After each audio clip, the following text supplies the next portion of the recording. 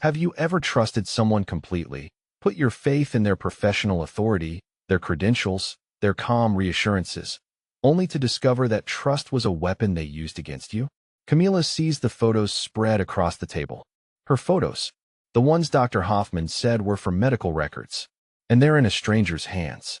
3 weeks earlier, she hadn't questioned anything. Camila Reeves had always been careful. At 28, she'd built a life in Chicago that felt stable, secure, predictable in the best possible way. As a pediatric nurse at Children's Memorial Hospital, she spent her days caring for the most vulnerable patients, and she was good at it. The kids loved her. The parents trusted her. She'd worked hard to earn that trust, just as she'd worked hard for everything else in her life. After her parents died in a car accident when she was 19, Camila had learned early that the only person she could truly rely on was herself. She put herself through nursing school, lived frugally, saved diligently. 2 months ago, she'd finally moved into a better apartment in a safer neighborhood, a one-bedroom in Lincoln Park that got actual sunlight and didn't have bars on the windows. It felt like progress. It felt like she was doing everything right. That included taking care of her health. She'd been seeing Dr. Bernard Hoffman for 2 years now, ever since her previous gynecologist retired. The practice came highly recommended. Dr. Hoffman was in his 50s, professional, clinical in that detached way doctors often were. She'd never felt uncomfortable during appointments, never had reason to question his judgment or methods. Until 3 weeks ago, the appointment had been routine. Annual checkup, nothing out of the ordinary. But near the end, Dr. Hoffman had mentioned needing to take photographs. For medical records, he'd explained, his tone matter of fact. For comparison purposes at her next appointment, to track any changes. It seemed reasonable when he said it. Doctors documented things. That was normal. Camila had felt a flicker of discomfort as he positioned the camera, as she lay exposed under the harsh clinical lights. But she'd pushed the feeling down, reminded herself this was a medical professional, that this was no different than any other documentation. She trusted him. She trusted the system. She signed the consent form he placed in front of her without reading it too carefully, because why would she? He was her doctor. She'd left that appointment feeling vaguely unsettled, but unable to pinpoint why. By the next day, she'd mostly forgotten about it. Life moved on. Work was busy. She was pulling extra shifts to save for new furniture. The discomfort faded into the background noise of everyday anxieties. Until tonight. Camila was leaving the hospital after a long shift, her feet aching, her scrubs wrinkled, her mind already on the leftover pasta waiting in her refrigerator. The parking garage was mostly empty at 11:30 on a Tuesday night. Her car was on the 3rd level, tucked into a corner spot she'd grabbed that morning. She noticed the black SUV idling near the stairwell, but didn't think much of it. There were always vehicles coming and going, people working odd hours like she did. She hit her key fob, heard her Honda beep in response. She didn't hear the footsteps behind her until it was too late. 2 men, both large, both moving with practiced efficiency. One grabbed her arm before she could scream. The other had his hand over her mouth in an instant, muffling the cry that tried to escape. She fought, panic flooding her system, but they were too strong, too coordinated. They half carried, half dragged her toward the SUV. This is it, she thought wildly. This is how I die. Murdered in a hospital parking garage. The irony wasn't lost on her even through the terror. But they didn't hurt her. They pushed her into the back seat, bracketing her on both sides, and the SUV pulled out of the garage smoothly, almost casually. No screeching tires. No dramatic escape. Just a vehicle leaving a parking garage like hundreds of others that night. Where are you from?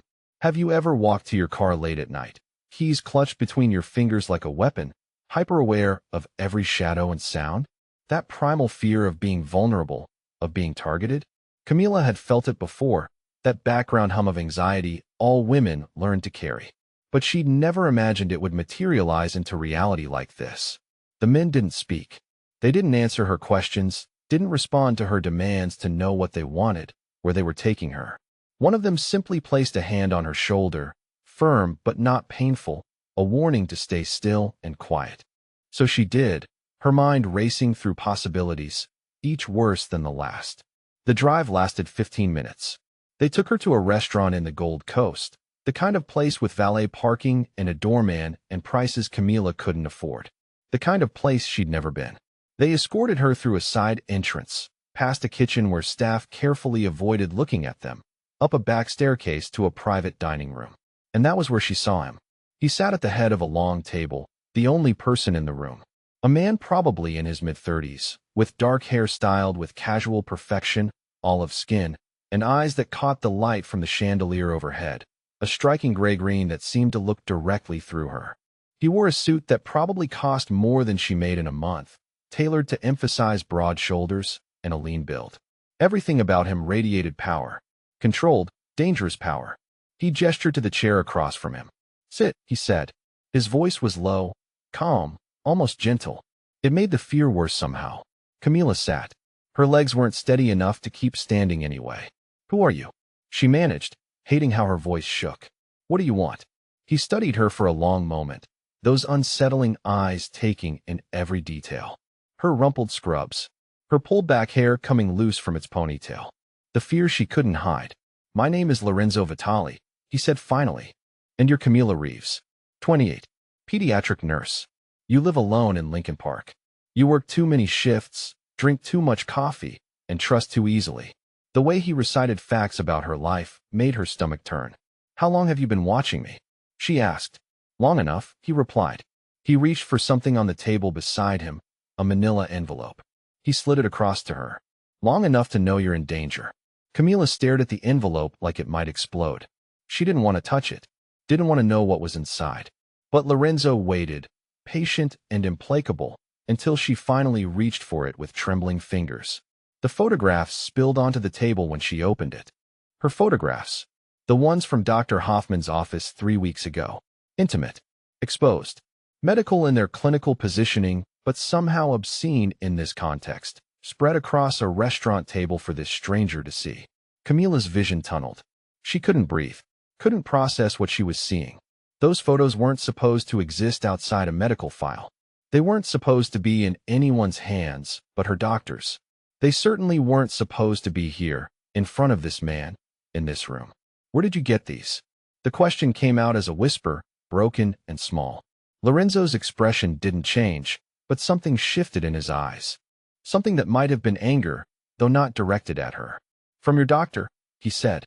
"Dr. Bernard Hoffman. He's part of a network that targets vulnerable women. Takes compromising photographs under the guise of medical necessity, then sells them to the highest bidder." "No." Camila shook her head, denial automatic even as the truth settled like lead in her stomach. "No, he's a doctor. He's a professional. He wouldn't." "He has," Lorenzo said flatly. "He does. You're not the first, and you wouldn't have been the last if we hadn't intervened." "We." Camila latched onto the word. "Who is we? Who are you?"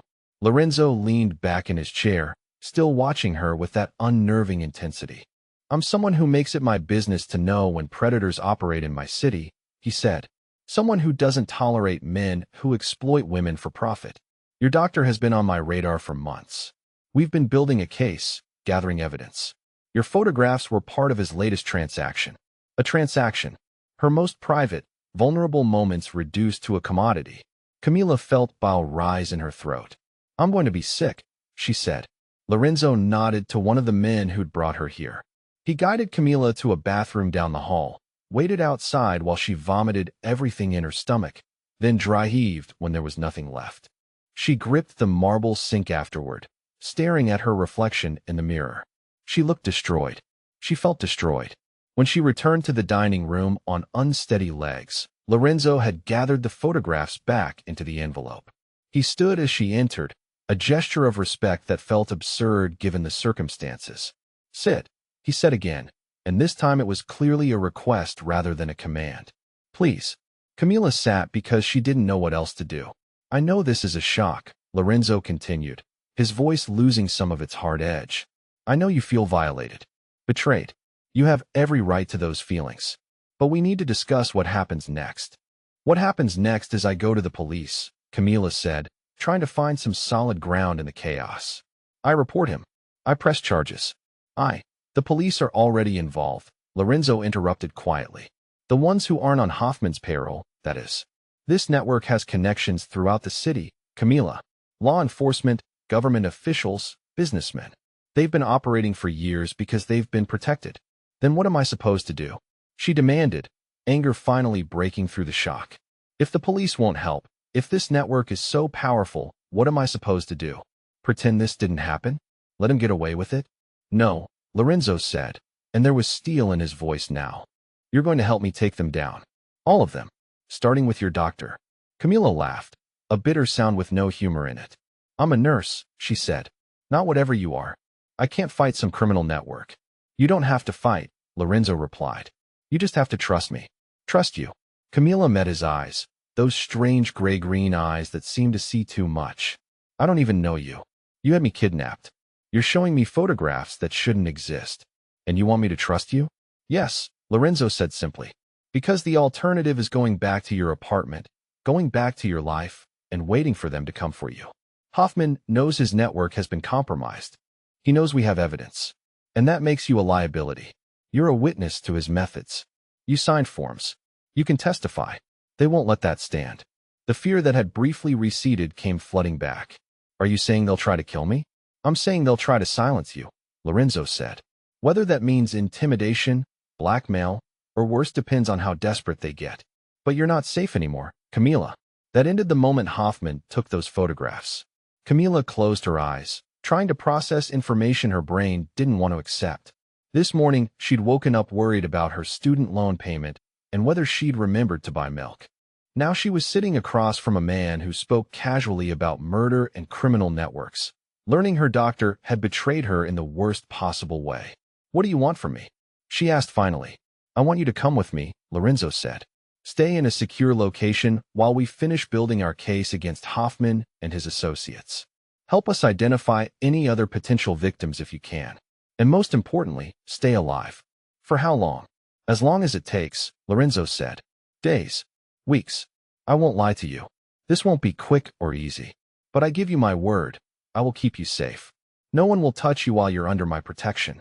And I'm supposed to just believe that? Trust some stranger who had me dragged out of a parking garage. Lorenzo's jaw tightened almost imperceptibly. You're right not to trust easily, he said. You've learned that lesson the hard way tonight. But consider your options. You can walk out of here, go home. Hope the police can protect you from people who have been evading law enforcement for years. Or you can accept help from someone who actually has the power to stand between you and them. Why? Camila leaned forward, searching his face for some answer that made sense. Why do you care? What's in this for you? Something flickered across Lorenzo's expression, there and gone too quickly to identify. Justice, he said after a moment. And making sure men like Hoffman don't destroy any more lives. It wasn't the whole truth.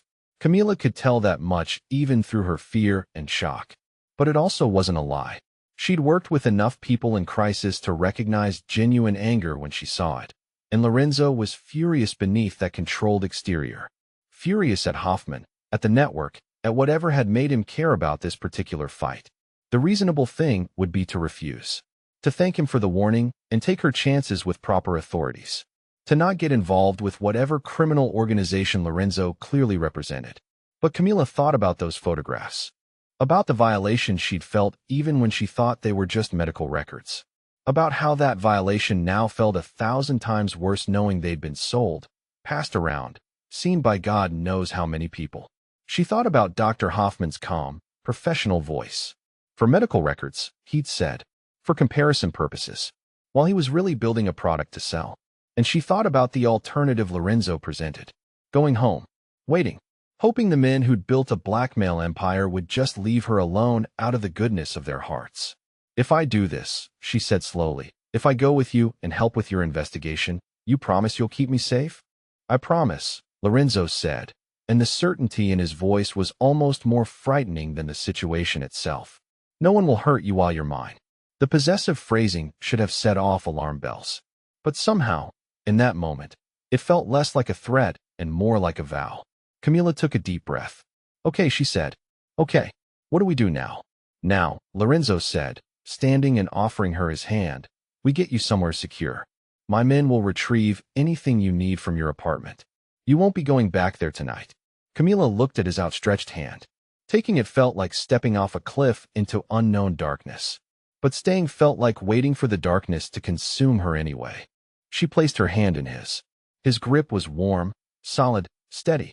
And just like that, her safe, careful life shattered into pieces she didn't know how to put back together. The SUV ride to her apartment felt surreal.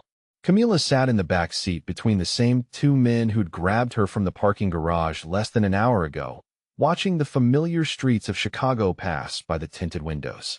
Lorenzo sat in the front passenger seat, his phone pressed to his ear as he spoke in rapid Italian to someone on the other end. She caught fragments of the conversation but couldn't understand the language, only the tone. Cold, efficient, commanding. She should be terrified. Part of her was. But another part, the part that had spent the last hour in shock, felt oddly numb. Like she was watching this happen to someone else. Like her body was going through motions while her mind struggled to catch up with the impossible reality her life had become. When they pulled up outside her building, Lorenzo ended his call and turned to look at her. "Marco will go with you," he said, gesturing to one of the men beside her. "Take only what you need immediately. Clothes, medications, toiletries, important documents. Nothing that can't be replaced. We need to move quickly." "Why the rush?" Camila asked, though part of her didn't want to know the answer. "Because if Hoffman's people are watching your apartment, we've already been here too long," Lorenzo said bluntly. 5 minutes, Camila. That's all the time we have." Marco followed her up the 3 flights of stairs to her apartment. Her hands shook as she unlocked the door, and when she pushed it open, her breath caught. Someone had been here. The apartment wasn't trashed exactly. Nothing was broken or thrown around. But Camila knew immediately that someone had searched her space. The couch cushions were slightly askew. Her kitchen drawers weren't quite closed all the way. The closet door in her bedroom stood open when she knew she'd left it shut that morning. "They were looking for evidence," Marco said quietly from behind her. "Anything you might have that could connect you to Hoffman beyond standard patient records." Camila wrapped her arms around herself, violated all over again. This was her home, her safe space, and strangers had walked through it, touched her things, invaded her privacy even further. 5 minutes, Marco reminded her, not unkindly. She moved mechanically through the apartment, throwing clothes into a duffel bag without really seeing what she grabbed. Underwear from the drawer that had been rifled through. Jeans and sweaters from the closet someone had searched. Her toiletries from the bathroom, where her medicine cabinet hung slightly open. She added her laptop, her phone charger, the small wooden box that held her parents' wedding rings, and the few photos she had of them. When she emerged from her bedroom, Marco was examining her front door lock.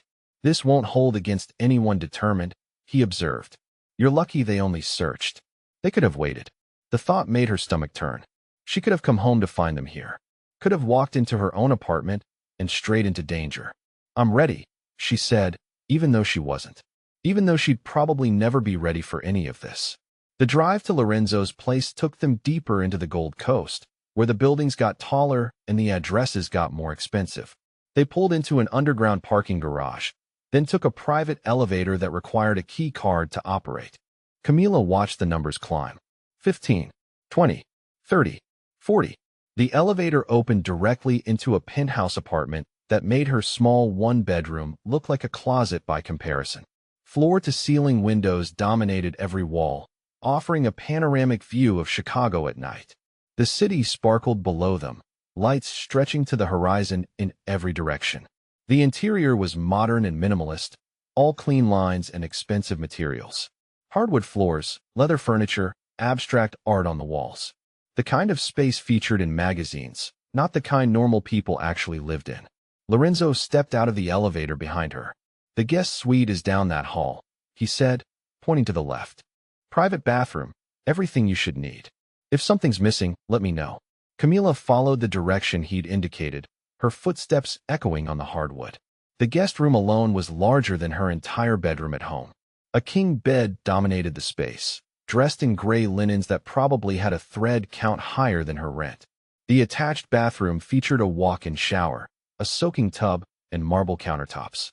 She set her duffel bag down on the bed and just stood there, trying to process the absurdity of the situation. This morning she'd been worried about whether she could afford to replace her aging coffee maker. Tonight she was standing in a penthouse that probably cost more per month than she made in a year, hiding from criminals who wanted to silence her about photographs her doctor had taken and sold. There's a lock on the door. Lorenzo's voice came from the doorway, making her jump. You can use it if it makes you feel safer. But I promise you, no one gets to this floor without my knowledge. You're secure here. Camila turned to face him. He'd removed his suit jacket, loosened his tie. It made him look slightly less intimidating. Slightly. Why are you doing this? She asked. The question had been building since the restaurant. You still haven't really answered. What's in this for you? Lorenzo was quiet for a moment, his expression unreadable.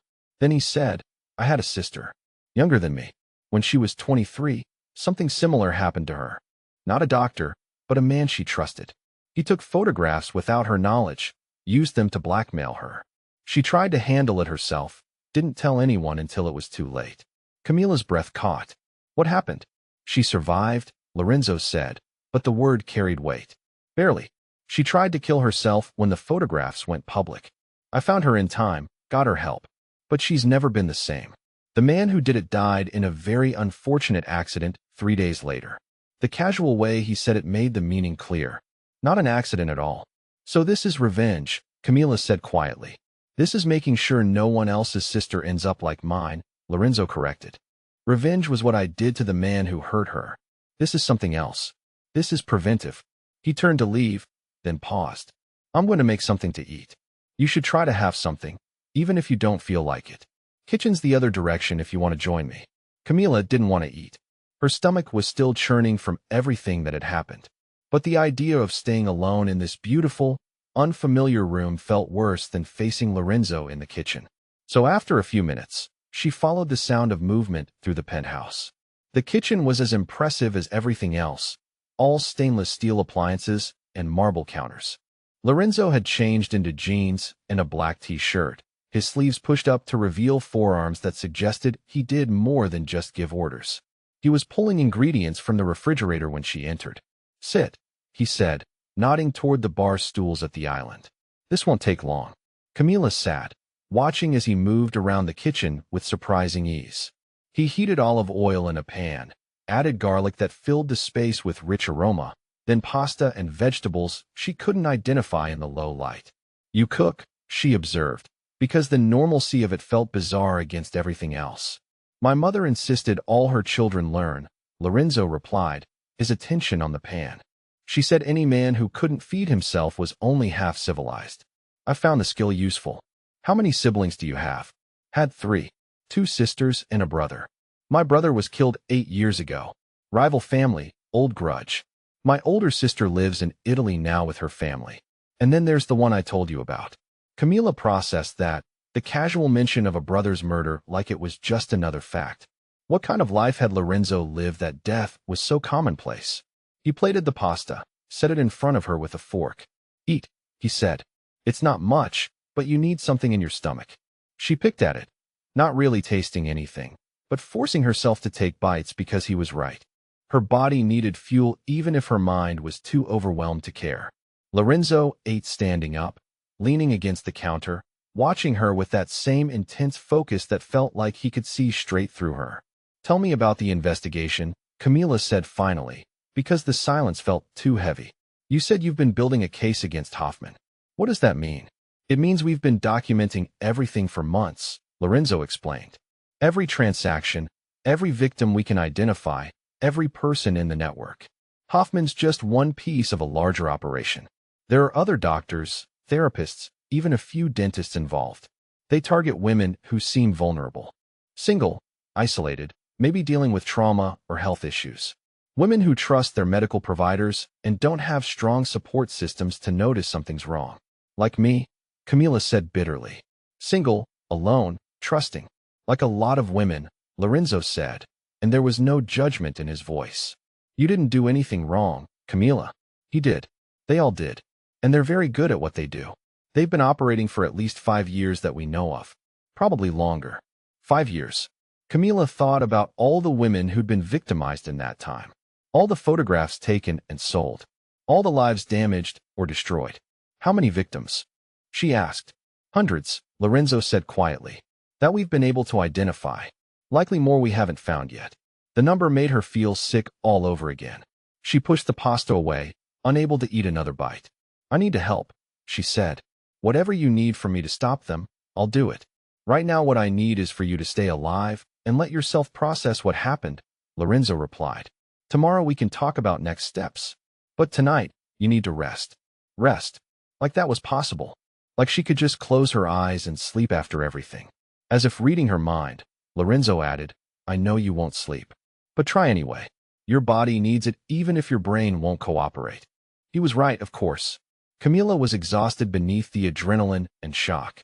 But the thought of being alone in that guest room, in the dark with her thoughts, felt unbearable. Where will you be? She asked. My room's at the other end of the hall, Lorenzo said. And I'll have someone posted in the living room overnight. You're not alone here, Camila. If you need anything, all you have to do is call out. She nodded, not trusting her voice. She carried her plate to the sink, moving automatically through the familiar motions of rinsing it. Even though this wasn't her kitchen and none of this was normal. Camila, Lorenzo said as she turned toward the hallway. She looked back at him. I meant what I said earlier, he told her, his gray-green eyes steady on hers. You're under my protection now. Nothing will happen to you. I give you my word. Why does your word matter? She wanted to ask. Why should I trust a man I just met? A man who clearly lives in a world of violence and crime. But looking at him in that moment, seeing the absolute certainty in his expression, she found herself believing him anyway. Maybe it was exhaustion. Maybe it was desperation. Maybe it was something else entirely. Thank you, she said instead, and meant it despite everything. She made it to the guest room, closed the door, and finally let herself fall apart. The tears came hard and fast, overwhelming in their intensity. She collapsed on the edge of the massive bed and sobbed into her hands, her whole body shaking with the force of emotions she'd been holding back since Lorenzo showed her those photographs. Violated, betrayed, terrified, angry. All of it crashed over her in waves she couldn't control. She didn't hear the soft knock on the door, didn't hear it open, only became aware of Lorenzo's presence when his shadow fell across the floor in front of her. Camila, he said quietly, let me help. She shook her head, unable to speak, unable to stop crying long enough to form words. He shouldn't see her like this. Shouldn't see her broken and destroyed.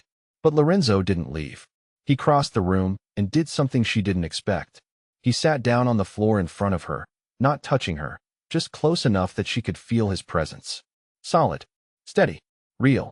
It's okay to break, he said, his voice gentle in a way she wouldn't have thought possible from him.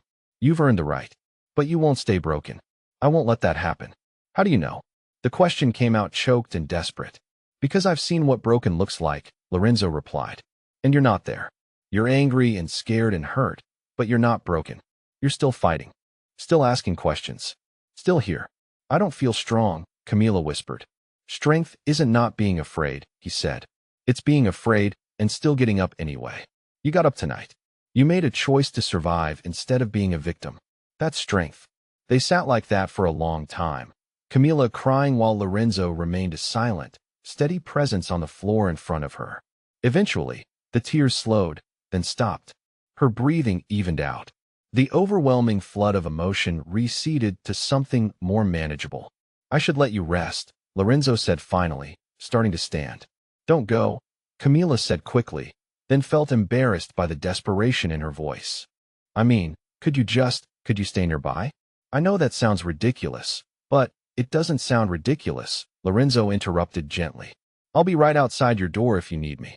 He left quietly, closing the door behind him. Camila changed into the oversized t-shirt she slept in, crawled under the expensive sheets, and lay in the darkness of an unfamiliar room in a stranger's home.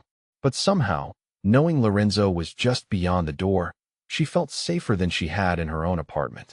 And eventually, impossibly, she slept.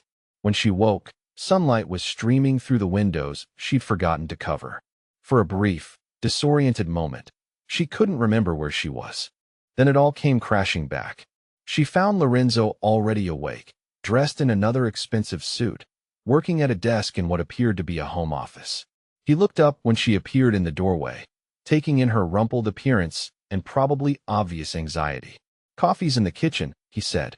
Help yourself to anything you want for breakfast. We need to talk about what happens next, but eat first. What time is it? Camila asked. 7:30. You slept about 5 hours. It felt like both too much and not nearly enough. She made her way to the kitchen, found the coffee maker, poured herself a cup that was still hot and fresh. Lorenzo must have made it recently. He joined her a few minutes later, carrying his laptop. I've arranged for security to escort you to and from work, he said without preamble. You can maintain your normal schedule as much as possible. The routine will be good for you, and staying visible in your normal life will make you less of an obvious target. So I can still work? Relief flooded through her at the thought. Yes, Lorenzo confirmed. But you won't be alone. Ever. Someone will be watching at all times. It's not negotiable. Okay, Camila agreed, because what choice did she have? What else? We need you to go through your memories of every appointment with Hoffman, Lorenzo said. Anything unusual, anyone else present, any paperwork you signed. The more detail you can provide, the stronger our case becomes. I can do that, Camila said, then hesitated. Lorenzo, what if I can't remember everything? What if I miss something important? Then we work with what you do remember, he replied simply. You're not responsible for solving this, Camila. You're just one piece. We have other sources, other evidence. Your part is to stay safe and provide what information you can. She nodded, sipping her coffee, feeling slightly more grounded than she had last night. Being here was still surreal, but at least in daylight it felt less like a nightmare and more like a very strange reality she was learning to navigate. Thank you, she said quietly. For last night. For staying when I asked. For not making me feel weak about it. Lorenzo's expression softened almost imperceptibly. You're not weak, Camila. You're dealing with trauma most people never have to face. How you're handling it is more than reasonable. He stood, gathering his laptop. I have meetings this morning, but Marco will be here. If you need anything, ask him. And Camila, he added, pausing at the doorway, welcome to your new normal. It won't be easy, but you will get through it. Then he was gone, leaving her alone with her coffee and the sprawling view of Chicago and the impossible knowledge that this was her life now. 1 week passed, then another. Camila found herself settling into a routine she never could have imagined 2 weeks ago. Every morning, she woke in the guest room that no longer felt quite so foreign. She'd shower, dress in her scrubs, and emerge to find Lorenzo already awake, usually in the kitchen with coffee brewing and something simple for breakfast. Toast, fruit, occasionally eggs if he had time. They'd sit at the island together, drinking coffee in companionable silence or talking about nothing in particular. The weather, her shifts at the hospital, whether she preferred the view of the lake or the city skyline. Never about the investigation unless she asked. Lorenzo seemed determined to give her pockets of normalcy where she could breathe. Then Marco or one of Lorenzo's other men would drive her to the hospital. They never came inside, but she knew they were there, watching the entrances, monitoring who came and went, making sure no one approached her who shouldn't. At first, the constant surveillance had felt suffocating, but as the days passed, Camila began to feel something unexpected. Safe, protected. She could focus on her patients, on the kids who needed her attention and care, without constantly looking over her shoulder. Her coworkers noticed the black SUVs, of course, asked questions about whether she was dating someone new, someone with money judging by the expensive vehicles. Camila deflected with vague answers about a friend helping her through a difficult time. It wasn't entirely a lie. The evenings developed their own rhythm. Lorenzo usually arrived home around 7, sometimes earlier if things were slow, occasionally much later if something required his attention. He'd find her in the living room or the guest suite, and they'd have dinner together. Sometimes he cooked. Sometimes they ordered in. Once, memorably, she'd attempted to make pasta and nearly set off the smoke alarm, which had made him laugh in a way that transformed his entire face. She was getting used to him. That was the strange part. Getting used to the controlled power in the way he moved, the quiet authority in his voice, the surprising gentleness he showed when he thought she wasn't paying attention. Getting used to the way his presence made her feel steadier, calmer, like as long as he was near, nothing could truly hurt her. It should have worried her, this growing dependence, but she was too tired to fight it. On the 8th night, Lorenzo came home with a thick file folder and a grim expression. They'd just finished dinner, some kind of chicken dish he'd thrown together with alarming efficiency. Camila was loading the dishwasher when he set the folder on the counter beside her. I need to show you something, he said. It's not going to be easy to see. Camila dried her hands slowly, steeling herself. What is it? The full scope of what Hoffman's been doing, Lorenzo replied. We've identified over 300 victims so far. Different doctors, different cities, but all connected to the same network. All following the same pattern. 300. The number made her feel sick. She'd known it was bad, but hearing the actual count made it real in a way it hadn't been before. Can I see? She asked. Lorenzo hesitated, then opened the folder. Inside were photographs, documents, spreadsheets. Clinical in their organization, but devastating in their content. Women's faces, most with their eyes blacked out for privacy. Medical forms with signatures. Transaction records showing sales of photographs to various buyers. Camila's hands shook as she flipped through the pages. These were real people. Real women who'd trusted their doctors the same way she had. Some of the notations suggested the photographs had been used for blackmail. Others indicated they'd been sold to pornography distributors. Some simply noted buyer unknown, which was somehow worse. How long? She asked, her voice barely steady. How long has this been going on? At least 7 years that we can document, Lorenzo said. Likely longer. The network's sophisticated, Camila. They have layers of protection. Shell companies, encrypted communications, money laundering through legitimate businesses. Taking them down requires more than just identifying Hoffman. We need the entire structure exposed. She closed the folder, unable to look anymore. What do you need from me? Lorenzo leaned against the counter, his gray-green eyes studying her face. I need you to help me understand the medical side of things. You're a nurse. You know how these systems work, what paperwork is standard, what should have raised red flags. I need you to look at these files and tell me what doesn't fit. You want me to help build the case, Camila said slowly. I want you to help save the next woman who sits in Hoffman's office and trusts him not to betray her, Lorenzo corrected. If you're not ready, I understand. But if you are, you could make a real difference. Camila thought about the folder she'd just closed. All those women. All those violations. All those men who'd built an empire on exploiting vulnerable people. I'm ready, she said. Show me what you have. They spent the next 3 hours at Lorenzo's desk, going through files methodically. Camila identified irregularities in the consent forms, language that was deliberately vague or misleading. She pointed out which procedures would legitimately require photographic documentation and which were clearly pretextual. She helped Lorenzo understand the power dynamic between doctors and patients, how that authority made it almost impossible for most women to question or refuse. Lorenzo took notes, asked clarifying questions, treated her input with the same seriousness he would any professional consultant. It felt good, being useful, being part of the solution instead of just a victim. Around midnight, Marco knocked on the office door. Boss, he said, then stopped when he saw Camila sitting beside Lorenzo at the desk. Sorry to interrupt. I can come back. What is it? Lorenzo asked, not taking his attention off the document they'd been reviewing. Marco glanced at Camila, clearly uncomfortable. It's about the surveillance on Hoffman. We've got movement. Lorenzo's posture shifted subtly, tension flowing into shoulders that had been relaxed moments before. Tell me. He met with someone tonight, Marco said. Underground parking garage, classic dead drop setup. We got photographs but couldn't get close enough for audio. Who is it? Lorenzo demanded.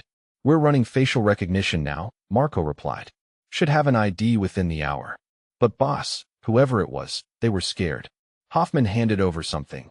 Looked like maybe a drive or documents, and the person took off fast. That's not good, Lorenzo said quietly. He looked at Camila. Hoffman's trying to move evidence or warn other people in the network. That means he knows we're closing in. What does that mean for me? Camila asked, though she suspected she already knew the answer. It means the timeline just accelerated, Lorenzo said. We need to move faster than planned. Marco, double the security on Camila effective immediately. I want eyes on her every second she's not in this apartment. Already done, Marco said. I've got 2 more men posted outside, and another watching the garage. She's covered. Good, Lorenzo said. Now get me that ID. I want to know who Hoffman's contacting. Marco left, and silence settled over the office. Camila became acutely aware of how close she was sitting to Lorenzo, their shoulders nearly touching as they bent over the same desk. She could smell his cologne, something subtle and expensive that she'd started associating with safety. You should get some sleep, Lorenzo said, but he didn't move away. So should you, Camila countered. When was the last time you slept a full night? He smiled slightly, a rare expression that softened the hard lines of his face. Sleep is overrated when there's work to be done. That's not healthy, Camila said, slipping into nurse mode automatically. Your body needs rest to function properly. Pushing yourself too hard will just make you less effective. Yes, Nurse Reeves, Lorenzo said, and there was something warm in his voice that made her chest tighten. I'll try to remember that. He stood, offering her his hand to help her up. It was such a small gesture, the kind of old-fashioned courtesy that shouldn't have meant anything. But when Camila placed her hand in his, she felt the warmth of his palm against hers, the strength in his fingers as they closed around hers, and something shifted. She stood, but he didn't immediately let go. They were close now, closer than they'd been before. Close enough that she had to tilt her head back slightly to meet his eyes. Thank you, he said quietly, for helping tonight, for being stronger than you probably feel. I'm not that strong, Camila replied. I'm terrified most of the time. Terrified and still here, Lorenzo said. Still fighting. That's the definition of courage, Camila. Doing it anyway despite the fear. His hand was still holding hers. She should pull away. Should step back and re-establish the professional distance they'd been carefully maintaining. But she didn't want to. For the first time since this nightmare began, she wanted to move closer instead of away. Lorenzo, she started, not even sure what she was going to say. His other hand came up to cup her cheek, thumb brushing gently across her skin. I know, he said softly. I feel it too. This is insane, Camila whispered. I barely know you. You're a criminal. You hurt people. I shouldn't want. You shouldn't want someone who can protect you, Lorenzo finished. Someone who sees your strength even when you don't. Someone who would burn down the world to keep you safe. When he put it like that, it sounded less insane and more like exactly what she needed. I don't know what I'm doing, she admitted. Neither do I, Lorenzo said. And that vulnerability, that admission from someone who always seemed so certain, undid her completely. She leaned into him, and his arms came around her immediately, pulling her against his chest. It wasn't sexual, though the awareness was there, humming beneath the surface. It was comfort, safety, connection. They stood like that for a long moment, her face pressed against his shoulder, his hand stroking her hair gently. Camila breathed him in, let herself feel protected and cared for in a way she hadn't allowed herself in years. When they finally pulled apart, Lorenzo kept one hand on her waist, steadying her. Get some sleep, he said again. Tomorrow's going to be complicated. Why? What happens tomorrow? Tomorrow we take what you've given me tonight and start applying real pressure to Hoffman and his associates, Lorenzo said. Tomorrow, we go on the offensive. Camila nodded, suddenly exhausted. The adrenaline of the evening had worn off, leaving her wrung out and emotionally raw. She started toward her room, then paused at the doorway. Lorenzo, she said, looking back at him. Yes, thank you. For everything. For keeping me safe. For letting me help. She hesitated, for being someone I can trust. His expression softened in that way she was learning to recognize, the rare moments when the dangerous man dropped his guard. Always, he said simply. You can always trust me, Camila. That's a promise. She went to her room, but sleep was slow to come. Her mind kept replaying the moment in his office. The feel of his hand in hers. The warmth of his arms around her. The way he'd looked at her like she was precious, important, worth protecting. She was falling for him. It was reckless and probably stupid and definitely complicated. But she was falling anyway.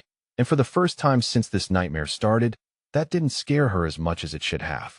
The next morning, Camila woke to raised voices coming from the living room. She pulled on a robe and emerged to find Lorenzo in a heated discussion with Marco and two other men she recognized as part of his security team. We've got a problem, Marco was saying as she approached. Hoffman's gone dark. As of 4 hours ago, his phone's off, his credit cards haven't been used, and he's not at his home or office. He's running, one of the other men said. Somebody tipped him off. Lorenzo's jaw was tight, his whole body radiating barely controlled fury. Find him, he said, his voice dangerously quiet. I don't care what it takes. Put every resource we have on this. He doesn't leave the city. Boss, what about his family? Marco asked. Already have surveillance on his wife and daughter, Lorenzo said. He'll either try to contact them or he's abandoned them entirely. Either way, they're covered. It was only then that Lorenzo seemed to notice Camila standing in the doorway. His expression shifted immediately, the cold calculation replaced by concern. "You shouldn't be seeing this," he said. "I want to see it," Camila countered, moving into the room. "This is about me too. I deserve to know what's happening." Lorenzo studied her for a moment, then nodded. "Marco, brief her on the situation." Marco explained what they knew. Hoffman had gone to ground sometime in the early morning hours. His last known location was his home, where his wife claimed he'd received a phone call around 2 a.m. and left immediately. The call had come from a burner phone they couldn't trace. "Someone in the network warned him," Camila said. "Someone who knows you're investigating." "That's our assumption," Lorenzo agreed. "Which means we have a leak somewhere, or Hoffman has better intelligence than we gave him credit for." "What does this mean for the case?" Camila asked. "Can you still prosecute without him?" "We can prosecute the network, but Hoffman's testimony would make it exponentially stronger," Lorenzo said. "He's the direct link to dozens of other perpetrators. Without him, we're building the case one piece at a time instead of toppling the whole structure at once." "Then we find him," Camila said firmly. "What can I do to help?" Lorenzo's eyes met hers, and she saw something shift in them. Respect, maybe, or recognition of her as a partner in this rather than just someone to be protected. "Tell us everything you know about him," Lorenzo said. "Personal habits, things he mentioned in appointments, anything that might give us insight into where he'd run or who he'd turn to." Camila thought back through 2 years of appointments, trying to remember details she'd never thought would matter. "He mentioned a cabin once," she said slowly. "In Wisconsin, I think. Said he went there when he needed to think. His wife didn't like it because there was no cell service." "Wisconsin," Lorenzo repeated, looking at Marco. "That's a starting point. Pull property records, anything in his name or his wife's name, or any business entities connected to them." "On it," Marco said, already pulling out his phone. They spent the rest of the morning planning, strategizing, tracking down every lead. Camila contributed what she could, small details that might mean nothing or might be exactly what they needed. And through it all, she felt Lorenzo's presence beside her, steady and solid and absolutely determined. They were going to find Hoffman. They were going to stop him. And somehow, in the middle of this impossible situation, Camila had found something she hadn't expected. She'd found someone worth fighting for. Someone worth trusting. Someone who made her feel like maybe, just maybe, she could survive this and come out stronger on the other side. The argument started over breakfast 3 days after Hoffman disappeared. Camila was dressed for work, her scrubs clean and pressed, her bag packed with lunch and her hospital badge. She'd poured herself coffee and was reaching for her keys when Lorenzo walked into the kitchen and stopped dead. "Where do you think you're going?" he asked, his voice carefully neutral in that way she'd learned meant he was working to control his temper. "To work," Camila said, confused by the question. "It's Thursday. I have a shift." "No," Lorenzo said flatly. "You're staying here today." Camila set down her coffee mug with more force than necessary. "Excuse me?" "Hoffman's been missing for 3 days," Lorenzo said, moving closer. "We don't know where he is or what he's planning. The network knows we're coming for them. Until we have more information, you don't leave this apartment." "I can't just stop living my life," Camila protested. "I have patients who need me, kids who are counting on me to be there. And I need you alive," Lorenzo said, and something in his voice made her breath catch. "The network is desperate, Camila. Desperate people make unpredictable moves. I can't protect you if you're out there where I can't control the variables." "You can't control everything," Camila shot back. "I'm not a prisoner here, Lorenzo. You said I could maintain my normal life." "That was before Hoffman went underground," Lorenzo replied, his jaw tight. "That was before we lost track of the most dangerous link in the network. Things have changed. So I'm supposed to just sit here and do nothing? Hide while you handle everything?" "I'm asking you to be smart," Lorenzo said, his voice rising slightly. "To recognize when the situation has become too dangerous. To trust that I know what I'm doing."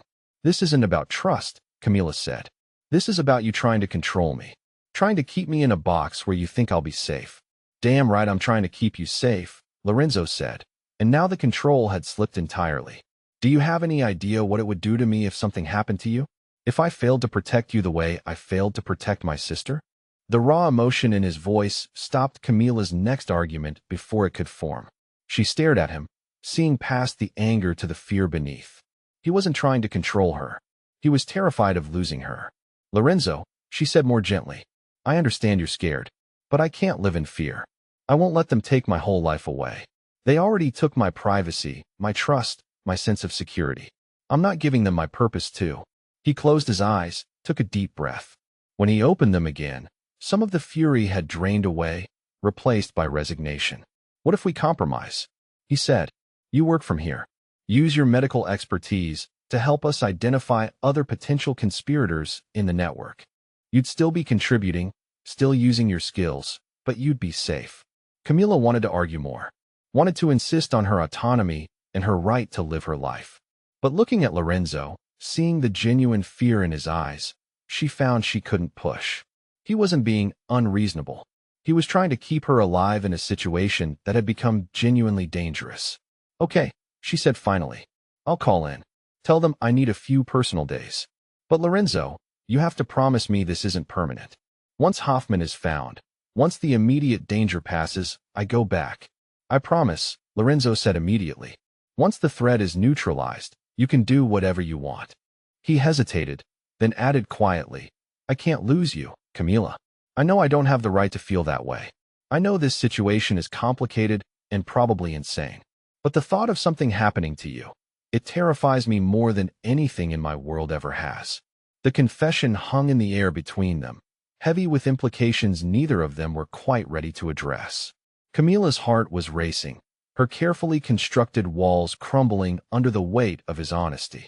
"I don't want to lose you either," she admitted. "Which is why I'll stay. Not because you're ordering me to, but because I choose to trust your judgment." Something in Lorenzo's expression softened, the hard lines of stress easing slightly. "Thank you," he said. "Now, let me show you what we're working on. Your medical insight could be exactly what we need." They spent the morning in his office, surrounded by files and photographs and documentation of the network's reach. Camila reviewed medical records from dozens of doctors, identifying patterns in the language they used, the procedures they claimed were necessary, the way consent forms were structured to protect the perpetrators rather than the patients. "This one," she said, pointing to a file from a dermatologist in Milwaukee. "See how he's documenting full body photography for mole mapping? That's a legitimate procedure, but look at the frequency. Every 3 months for 2 years. That's excessive unless the patient has significant risk factors for melanoma." Lorenzo leaned over her shoulder to see what she was indicating, close enough that she could feel the warmth radiating from him. "The patient's file notes don't indicate high risk," he observed. "Young, healthy, no family history." "Exactly," Camila said. "So why is he documenting her body every 3 months with full frontal and posterior images? This isn't standard care. This is creating inventory."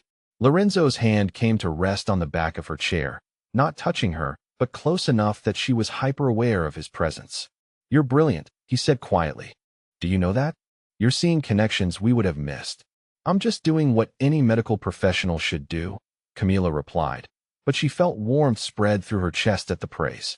Looking at what's actually necessary versus what's excessive or suspicious. They worked through lunch, Marco bringing them sandwiches they ate while continuing to review files. Camila identified 6 more doctors whose practices showed concerning patterns. Lorenzo made notes, added names to their investigation list, coordinated with his team to begin surveillance on the new targets. Around 3 in the afternoon, the alarm system shrieked to life. Camila jumped, her heart immediately racing. Lorenzo was on his feet instantly, his hand going to the gun she now knew he always carried.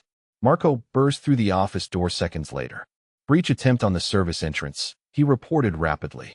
2 men, armed, trying to bypass the security. "We've engaged them. Get her to the safe room," Lorenzo ordered, his voice cold and controlled in a way that made Camila's blood run cold. "Now, I'm not leaving you," Camila said, surprising herself. "You are," Lorenzo said, and he turned to look at her with an expression that was pure steel. "This is not negotiable. Marco, take her." Marco grabbed her arm, not roughly but firmly, already pulling her toward a door Camila had never noticed before. She looked back at Lorenzo as she was being pulled away, saw him checking his weapon with practiced efficiency, and felt terror wash through her. "Please be careful," she called out, hating how helpless she sounded. "Always," Lorenzo replied, and then she was being pushed into a small, reinforced room with concrete walls and a heavy door that Marco sealed behind them. The safe room had a monitor showing multiple security camera feeds. Camila watched, her hands shaking, as Lorenzo moved through the penthouse with deadly purpose. She saw his men engaged with the intruders near the service entrance. Saw Lorenzo appear behind one of them, moving with a speed and precision that spoke of extensive training. The fight was brutal and brief. Lorenzo disarmed one attacker with a move Camila couldn't fully follow, then put him on the ground with controlled force. His men handled the second intruder. Within 3 minutes, both men were restrained, bleeding but alive, and Lorenzo was speaking into his phone while standing over them. "Clear," Marco said after listening to his earpiece. He unlocked the safe room door. Camila burst out and ran toward where she'd last seen Lorenzo on the monitors. She found him in the hallway, blood on his knuckles, his expression still hard and dangerous. The moment he saw her, though, something shifted. He crossed to her in 3 long strides, his hands coming up to frame her face. "Are you hurt?" he demanded. "Did they get anywhere near you?" "No," Camila said, her voice shaking. "I'm fine. But you're bleeding." "It's nothing," Lorenzo said dismissively. "Camila, I need you to understand something. Those men were sent specifically for you. They had your photograph. They had orders to take you." The words made her knees weak. Lorenzo must have felt her sway because his arms came around her immediately, holding her up, holding her close. "I've got you," he said against her hair. "You're safe. They didn't get close, and they never will. Do you understand me? I will never let anyone hurt you." Camila pressed her face against his chest, breathing hard, trying to process how close danger had actually come. If the security hadn't caught them, if they'd gotten inside, if Lorenzo hadn't been there. "Take the intruders to the warehouse," she heard Lorenzo say to someone, probably Marco. "I'll question them later. Right now I need to take care of her." Strong arms lifted her, and then Lorenzo was carrying her down the hall to his room, not the guest room. He sat on the edge of his bed with her in his lap, still holding her like he couldn't bear to let go. "I'm sorry," he said roughly. "I should have anticipated this. Should have had better security. Should have—" "Stop," Camila interrupted, pulling back enough to look at him. "You saved me. Your security worked. They didn't get in. You protected me, Lorenzo, just like you promised you would." Their faces were inches apart. She could see the fear still lingering in his gray-green eyes, the adrenaline making his pupils dilated. Could feel his heart racing against her palm where it rested on his chest. "I can't be objective about you anymore," Lorenzo said, his voice rough. "I can't think clearly when it comes to your safety. You've gotten under my skin, Camila. Into my head. Into my heart." "I know," Camila whispered. "I feel it too. I feel safe when you're near. I trust you in a way I didn't think I could trust anyone again. And I don't know if that's real or if it's just this situation forcing us together, but I can't stop feeling it." "It's real," Lorenzo said with absolute certainty. "This, whatever this is between us, it's the most real thing in my life." "Then kiss me," Camila said, making the choice, claiming what she wanted. "Please." Lorenzo's eyes searched hers, checking for uncertainty. "Are you sure? This changes everything." "I'm sure," Camila said. "I choose this. I choose you." He kissed her with a hunger that stole her breath. His mouth claimed hers, urgent and demanding and somehow still gentle, like he was trying to pour everything he felt into that connection. Camila kissed him back with equal desperation, her hands fisting in his shirt, pulling him closer. When they finally broke apart, both breathing hard, Lorenzo rested his forehead against hers. "I want you," he said bluntly, "but I need to know you're choosing this clearly. Not because of adrenaline or fear or gratitude. I'm choosing this because of you," Camila said firmly. "Because you make me feel strong when I should feel broken. Because you see me as a partner, not just someone to protect. Because when I look at you, I feel something I never expected to feel again." "What do you feel?" Lorenzo asked. "Hope," Camila whispered. "I feel hope." Lorenzo kissed her again, slower this time, thorough and deep. His hands moved to her waist, slid under the hem of her shirt to touch bare skin. Camila gasped at the contact, at the heat of his palms against her. "Tell me if you want to stop," Lorenzo said against her mouth. "At any point. Promise me." "I promise," Camila said, but stopping was the last thing on her mind. He laid her back on his bed, following her down, his weight settling over her in a way that made her feel sheltered rather than trapped. His hands moved with reverent care, learning her body, waiting for her signals before progressing. Camila pulled at his shirt, needing to touch him, needing to feel his skin. Lorenzo helped her remove it, then paused, letting her look, letting her touch. His torso was marked with old scars, evidence of a violent life. But to Camila, they were just part of who he was. She traced one with her finger, felt him shudder under her touch. "You're beautiful," she said, and meant it. "So are you," Lorenzo replied. "So damn beautiful. Inside and out. Strong and brave, and everything I didn't know I needed." They moved together slowly, learning each other, building connection through touch and breath, and whispered words. Lorenzo checked in constantly, asking if she was okay, if she wanted this, making sure consent was clear at every stage. The care he took with her, the patience, made Camila fall harder. When they finally came together, it felt like more than physical intimacy.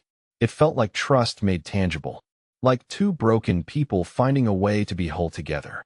Afterward, Lorenzo held her close, her back tucked against his chest, his arms wrapped around her protectively. "I meant what I said earlier," he murmured into her hair. "I will always protect you, Camila. Always keep you safe. You have my word." "I know," Camila said, covering his hands with hers where they rested against her stomach. "I trust you. And Lorenzo, I think I'm falling in love with you." She felt him go still behind her, then his arms tightened. "Good," he said roughly, "because I'm already there. I love you, Camila. Completely. Recklessly. In a way I've never loved anyone." They lay together in the quiet afternoon light, wrapped in each other, the outside world temporarily forgotten. Camila felt safe and cherished, and like maybe, despite the insane circumstances, she'd found exactly where she was meant to be. The peace lasted until dawn. Lorenzo's phone rang at 5:30 in the morning, jarring them both awake. He answered it with a sleep-rough voice, listened for 30 seconds, and was out of bed pulling on clothes before Camila fully registered what was happening. "What is it?" she asked, sitting up and clutching the sheet. "Hoffman," Lorenzo said grimly. "He just tried to board a private plane at a small airport in Wisconsin. My people caught him. We need to move now before his lawyers can get him released."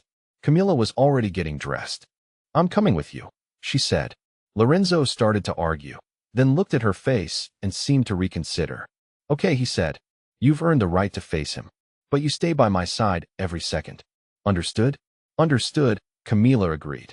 They were in the car 10 minutes later, Marco driving fast through empty pre-dawn streets, heading toward the private airport where Dr. Bernard Hoffman's freedom had finally run out.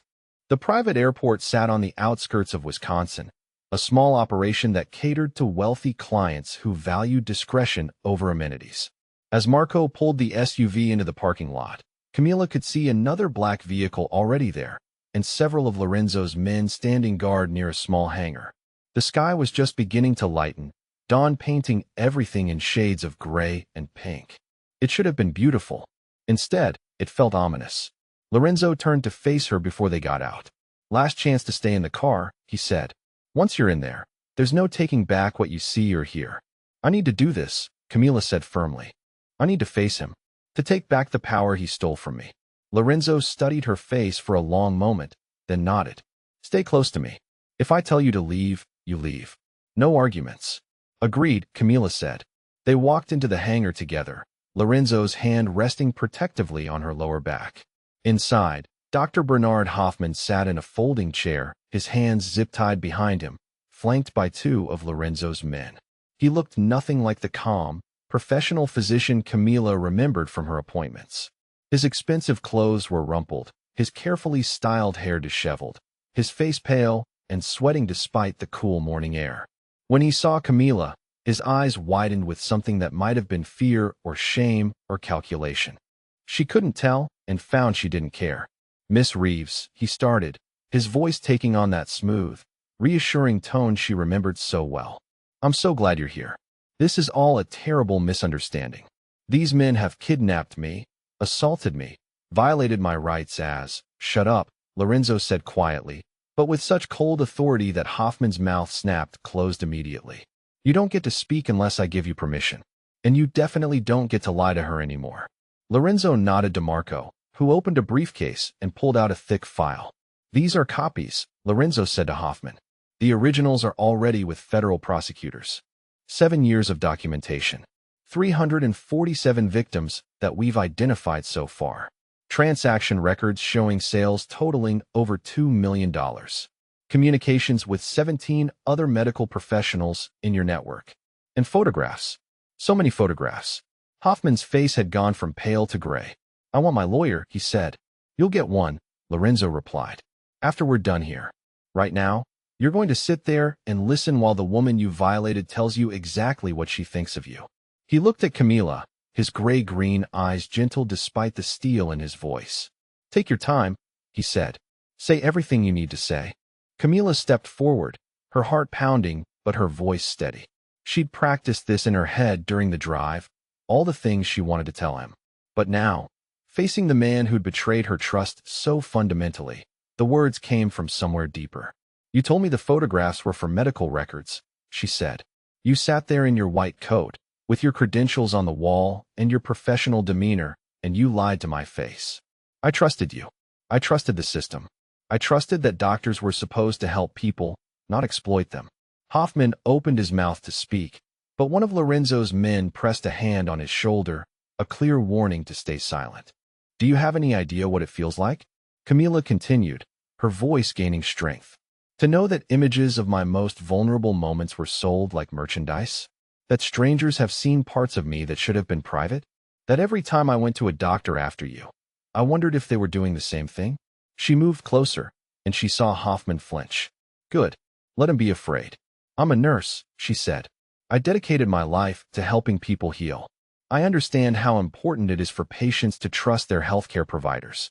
And you destroyed that. Not just for me, but for hundreds of women. You took something sacred and turned it into a commodity. You weaponized trust. I never meant to hurt anyone, Hoffman said weakly. It was just the money. I had debts. You chose this, Camila cut him off sharply. No one forced you to betray your oath. No one made you target vulnerable women. You did that. You chose profit over people. You chose exploitation over ethics. And now you get to face the consequences. She turned to Lorenzo. I'm done. He's not worth another second of my time or energy. Lorenzo's hand came to rest on her shoulder, a gesture of support and pride. You heard her, he said to Hoffman. And now you're going to hear me. By tomorrow morning, every law enforcement agency in 5 states will have complete documentation of your network. Every victim will be contacted and offered support. Every photograph you took will be tracked down and destroyed. And you, he leaned down so he was eye level with Hoffman, you're going to spend the rest of your life in a cage knowing that you're exactly where you belong. You can't prove all of this, Hoffman said desperately.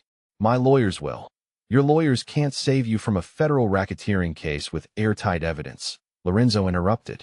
And they certainly can't save you from what happens when other inmates learn what you did. Men in prison have mothers, sisters, daughters. They don't look kindly on predators who target women. The implication was clear, and Hoffman seemed to shrink even further. Marco, call our contact at the FBI, Lorenzo said. Tell them we're ready for the transfer. Make sure they understand the full scope of what we're handing them. Already done, Marco replied. They're 20 minutes out.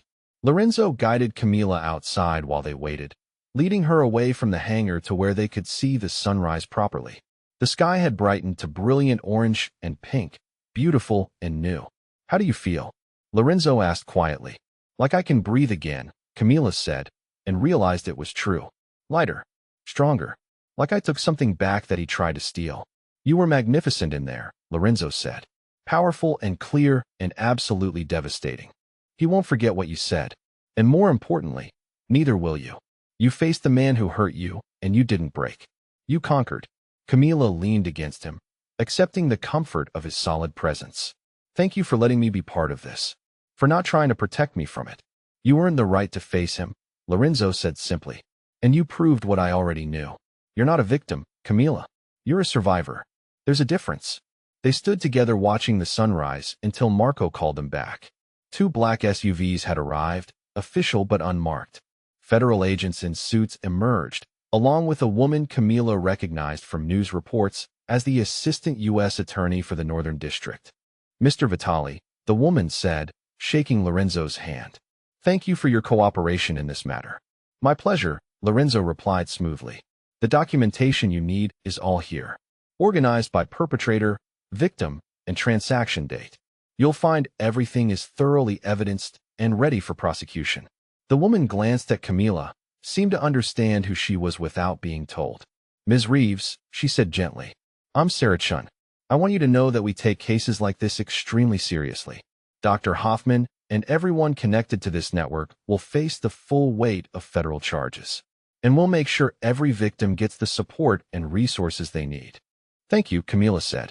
They watched as Hoffman was transferred to federal custody, loaded into one of the SUVs with considerably less care than he'd probably expected. As the vehicles pulled away, Camila felt a chapter of her life close. Not forgotten, never forgotten, but finished. The drive back to Chicago was quiet.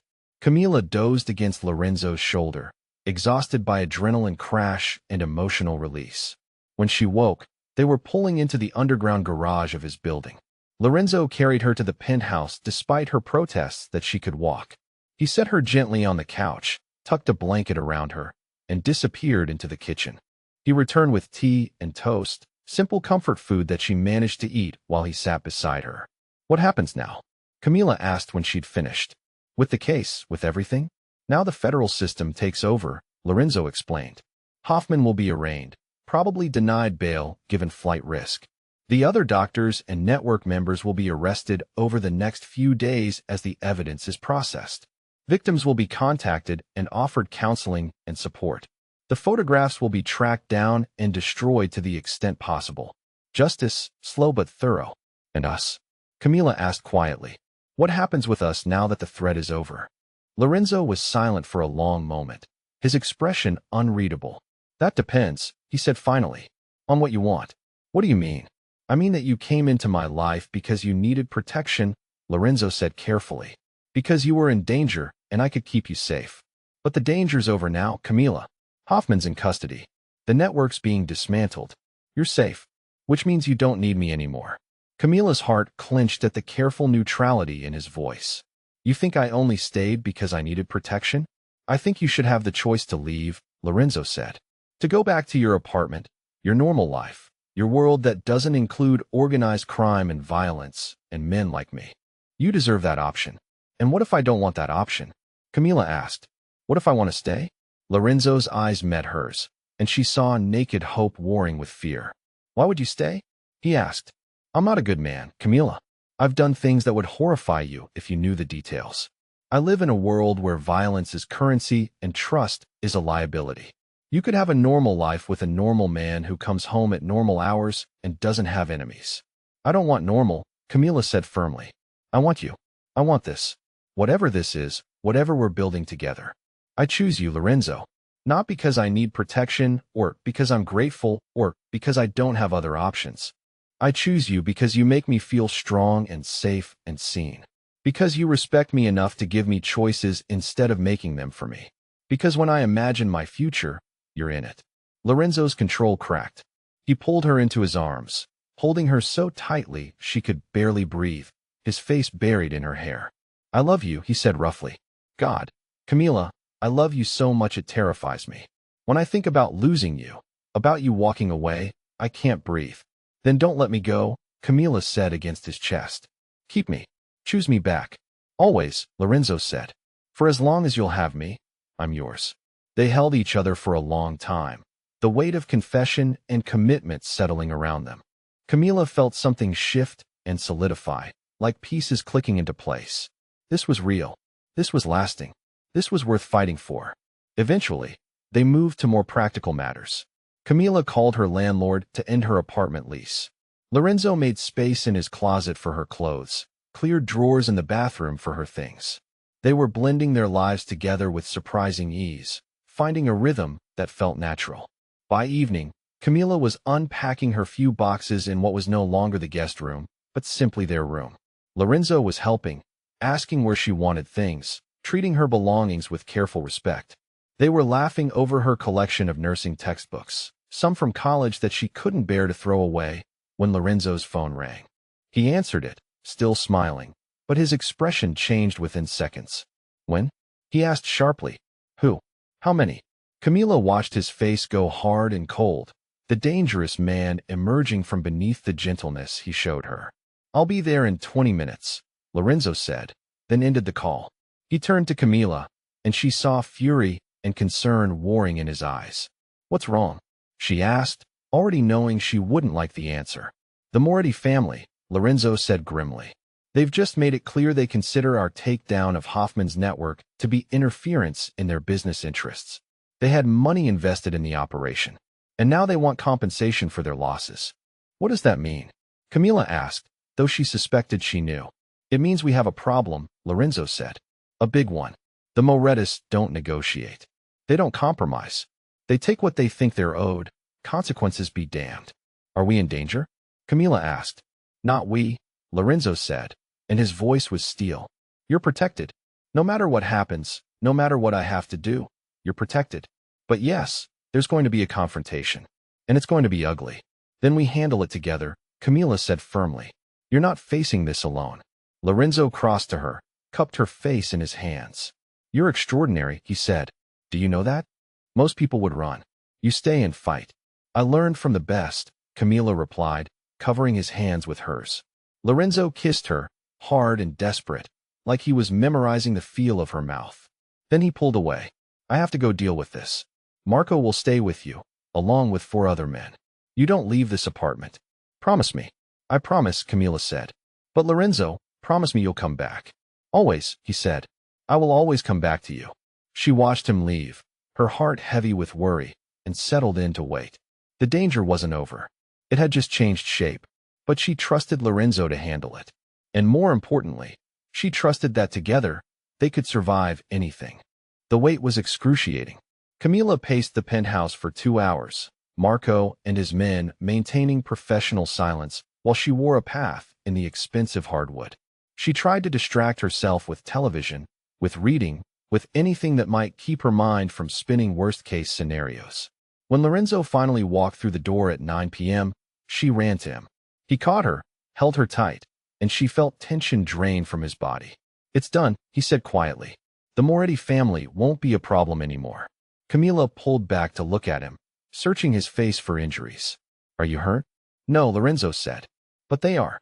I made it very clear that coming after me or anyone I care about would be the last mistake they ever made. They understood the message. There was blood on his shirt cuff. Not his blood, Camila realized. She should have been horrified, should have recoiled from the violence he represented. But all she felt was relief that he was home and safe, and the threat was eliminated. I'm sorry you had to see that, Lorenzo said, noticing where she was looking. I'm not, Camila replied. I know what you are, Lorenzo. I know what you do. And I'm choosing it anyway. I'm choosing you. Something in his expression shifted, vulnerability breaking through the hardness. Even knowing what I'm capable of, what I've done tonight. Especially knowing, Camila said firmly. You used your power to protect victims. To stop predators. To keep me safe. I'm not naive about the violence in your world, but I also see the purpose behind it. You have a code, Lorenzo. You're not a monster. You're a protector. Lorenzo kissed her then, desperate and grateful and full of emotion he couldn't put into words. When they finally broke apart, he rested his forehead against hers. I need to clean up, he said, and then I need to ask you something. He disappeared into the bathroom. Camila heard the shower start, gave him privacy to wash away whatever had happened. When he emerged 20 minutes later, dressed in clean clothes, his hair still damp, he looked younger somehow. Less dangerous and more vulnerable. Come with me, he said, offering his hand. He led her to a door she'd never been through, one that opened onto a private rooftop garden. Camila gasped. The space was beautiful, filled with planters of herbs and flowers, string lights casting warm glow over everything. The Chicago skyline glittering in every direction. I've never shown this to anyone, Lorenzo said as they stepped outside into the cool evening air. This is my space when the world gets too heavy. But I want to share it with you. I want to share everything with you. It's beautiful, Camila said, taking in the carefully tended plants, the comfortable seating areas, the sense of peace despite being stories above the city. Lorenzo turned to face her, taking both her hands in his. Camila, he started, and she heard the nerves beneath his usual confidence. 3 weeks ago, you walked into my life as someone I needed to protect. Someone vulnerable and hurt and in need of saving. But somewhere along the way, you became so much more than that. He paused, seemed to gather his thoughts.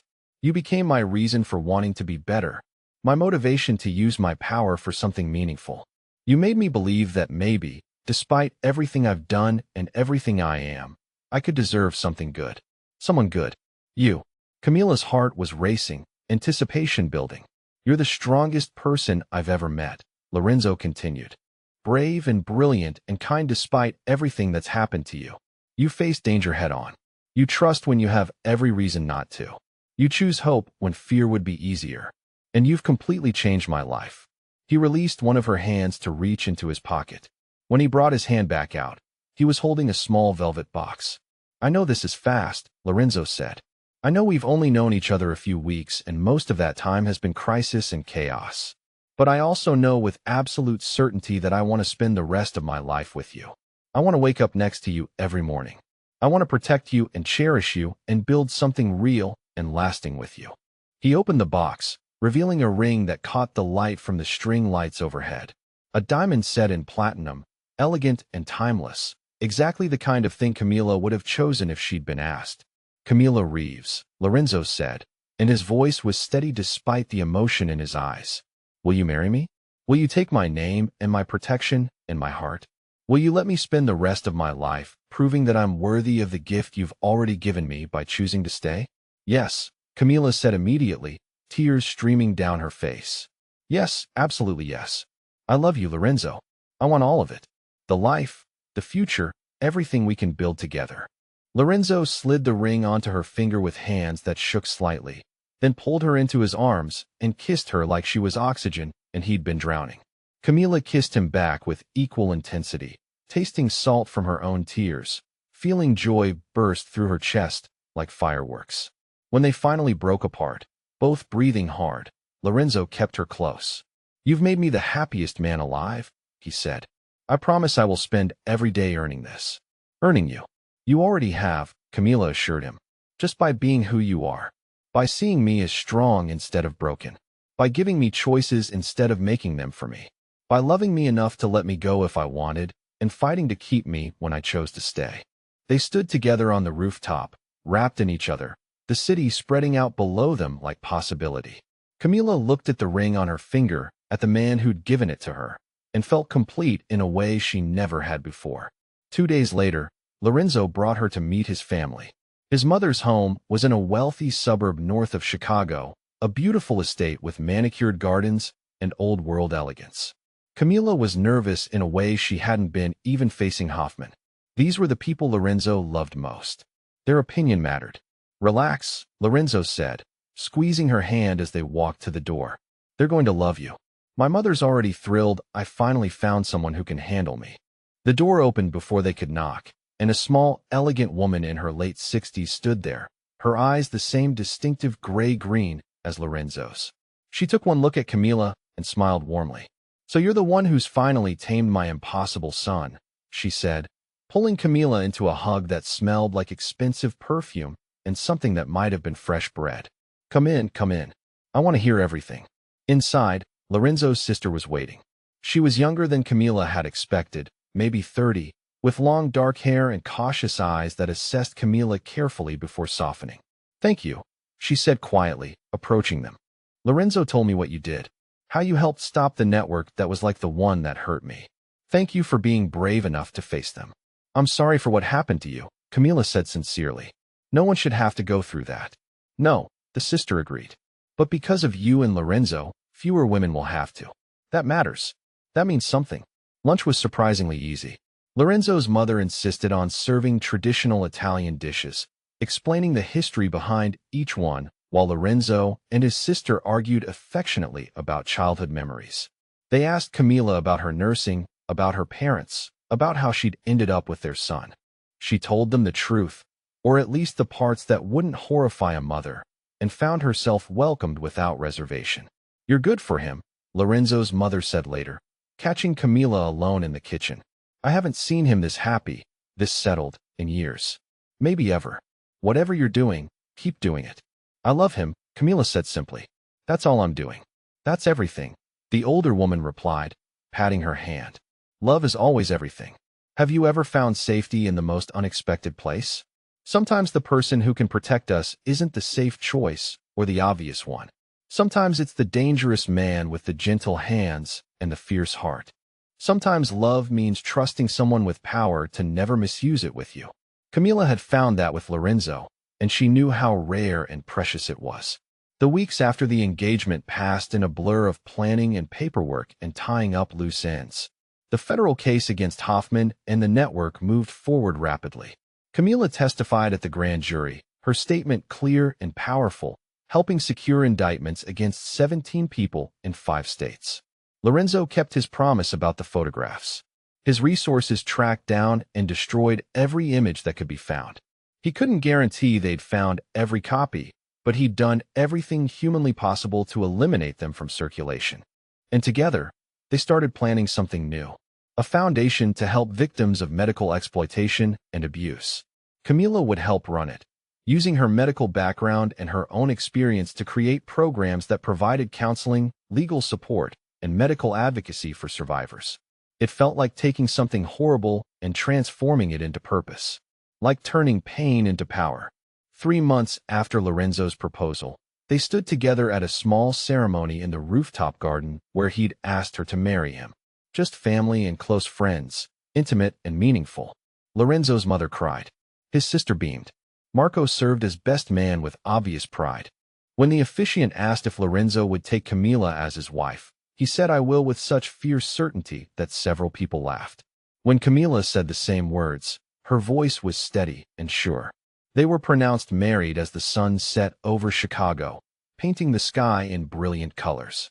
Lorenzo kissed her as his wife for the first time, and Camila felt every moment of the journey that had brought them here. The fear, the violation, the danger, but also the trust, the connection, the love that had grown in the middle of chaos. "This is forever," Lorenzo whispered against her lips. "You and me, no matter what comes." "Forever," Camila agreed, and she meant it with everything in her. 6 months after the wedding, Camila stood in the bathroom of their penthouse, staring at 2 pink lines on a pregnancy test. She heard Lorenzo come home, called out to him. He appeared in the doorway, still in his suit from whatever meeting he'd been at, concern on his face at her tone. "What's wrong?" he asked immediately. "Nothing's wrong," Camila said, and handed him the test. "Everything's perfect." Lorenzo stared at the stick in his hand, then at her face, then back at the test. His expression cycled through shock, disbelief, and then pure joy so intense it made her chest ache. "We're having a baby?" he asked, his voice rough with emotion.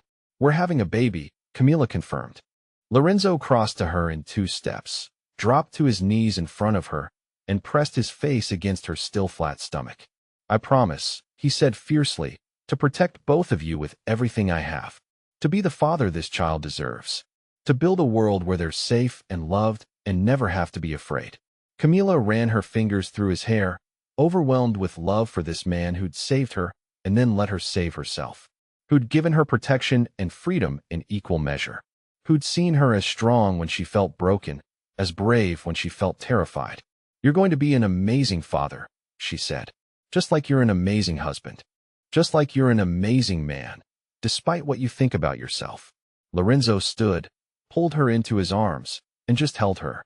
They stood like that for a long time, wrapped in each other, thinking about the future they were building. A future that started with fear and violation, but had transformed into something beautiful. That evening, they sat together on the couch, Camila's feet in Lorenzo's lap, while he absently massaged them, talking about names and nurseries and all the ways their lives were about to change again. The foundation Camila helped run was thriving, helping dozens of women every month. The network that had exploited hundreds was dismantled, its perpetrators facing justice. And Camila herself had not only survived, but flourished. She looked at Lorenzo, at the man who'd crashed into her life during her darkest moment, and felt nothing but gratitude. Not just for his protection, though that had been vital, but for his respect, his trust, his belief that she was strong enough to face anything, including him. "I love you," she said, interrupting his rambling about whether they should paint the nursery blue or green or something gender-neutral. Lorenzo looked at her, his gray-green eyes soft and warm. "I love you too," he said, "more than I ever thought possible. You've given me everything, Camila. Purpose, peace, A future worth building. A family. You gave me those things too, Camila replied. You gave me back my power when someone tried to steal it. You showed me I could trust again. You loved me when I couldn't love myself. We saved each other, Lorenzo said simply. And we'll keep saving each other. Every day for the rest of our lives. Camila rested her hand on her stomach, thinking about the life growing there. A child who would be born into safety and love and protection. A child who would never know what it was like to be vulnerable and alone, because they would have parents who understood the preciousness of safety. 3 weeks ago felt like another lifetime. The terrified woman in the parking garage, the violated patient in the doctor's office. That woman still existed inside Camila, but she was transformed now. Stronger, fiercer, braver, not despite what happened, but because of how she'd chosen to face it. And she'd done it with Lorenzo beside her. Her protector, her partner, her love, the man who'd seen her at her lowest and decided she was worth fighting for. Worth keeping, worth forever. Outside the windows, Chicago glittered in the darkness. Inside the penthouse, safe and warm and loved, Camila felt nothing but peace. The nightmare was over. The danger had passed. What remained was real and solid and lasting. She'd found her happy ending in the most unexpected place. In the arms of a dangerous man with a gentle heart. In a love that had been forged in crisis but would last a lifetime. And as Lorenzo pulled her close, his hand joining hers over their child, Camila knew with absolute certainty that she was exactly where she belonged. Safe, protected, loved, home.